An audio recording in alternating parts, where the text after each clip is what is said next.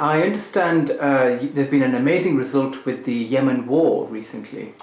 Well, yes, I mean, it's early days in one way, but there has been a result which has been described by a UN representative as a miracle.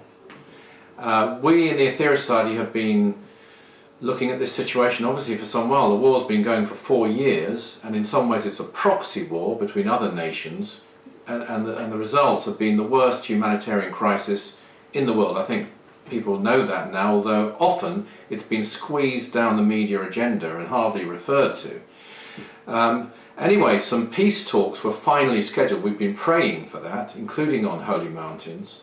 And finally some peace talks were scheduled, so we thought, right, here is our chance to target this with as much spiritual energy as we possibly can reasonably muster.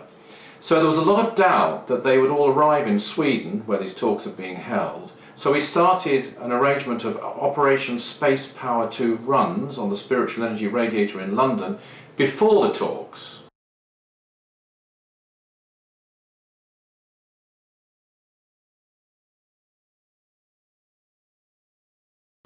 And the idea there being to ensure that at least everyone arrived, or to help and encourage spiritually everyone to arrive, and they did. Once they arrived, the talks started just outside Stockholm, and then we did some more runs from Barnsley, 3 more days of spiritual energy radiator runs.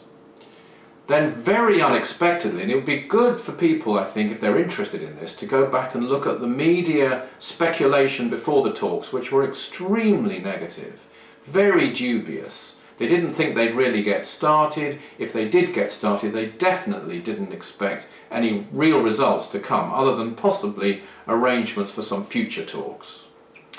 So then we were told that they were going to actually meet in the same room, which is quite something. That had not been expected, and they did indeed meet in the same room. We then did an Operation Prayer Power discharge from our battery in London of 500 prayer hours for that meeting in the same room. And that was on the Sunday, and again, unexpectedly, they actually shook hands, things developed. And then eventually, I think on the Wednesday, the United Nations Secretary General flew in, as did the British Foreign Secretary.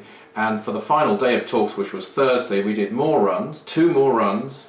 And it was announced during one of those runs that in fact there was this truce, that they were going to have a ceasefire in one of the ports through which most of the aid comes.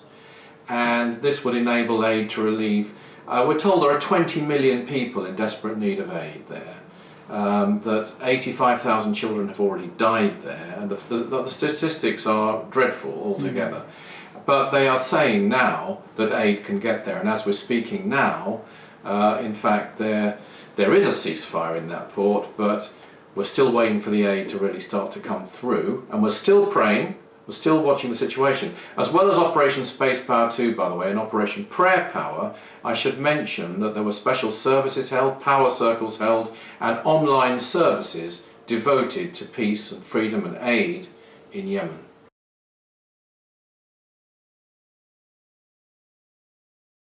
In a run lasting 2 hours, which usually our runs do last 2 hours, 3,000 prayer hours will go out. Now that's man or woman hours praying, 3,000 such people praying for an hour. That's the equivalent of that. And so this energy will then go and be very brilliantly manipulated by these cosmic agencies to a particular situation in the best way possible. And so that will then not control anybody, but influence. It will inspire, it will uplift, it will tend to make people who don't see any possibilities see possibilities. It will bring about feelings of compassion, of love, and of unity. That's brilliant, yes. And could you share a little bit about how the viewers could actually get involved with making a difference to Yemen and other situations like that, where there's a lot of war and suffering? Absolutely. I mean, the thing that we recommend most is the 12 blessings, and everybody can do that as often as possible, and they can do their own prayers that the energy will go out for peace and freedom in Yemen. and aid. In addition, they can tune in through our services. If they're able to get to one of our activities, that's the best way, because then there's also a link with higher mental realms as well, which makes it all the more powerful. But if you join in with an online service, that's fantastic. You can be in any part of the world and do that. Get all the details from 12blessings.org. Everybody can participate. I would add, though, that the 500 prayer hours that were sent out of Operation Prayer Power Energy, that is energy which has been stored in a container, and that energy comes from people. People who've been doing mantras and prayers for weeks in order to store that energy so that it can be used exactly at the most propitious moment. And that, from a karmic point of view, is even more effective than the energy that's sent by cosmic intelligences, because, as Dr. King would put it, it's touched by human hands.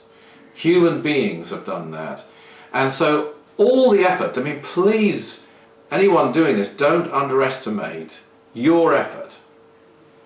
If I turn to the camera a moment, because I was looking at Aya there, don't underestimate your effort, because it's not even only the energy that you'll send out, it's the karma for good that you can manipulate.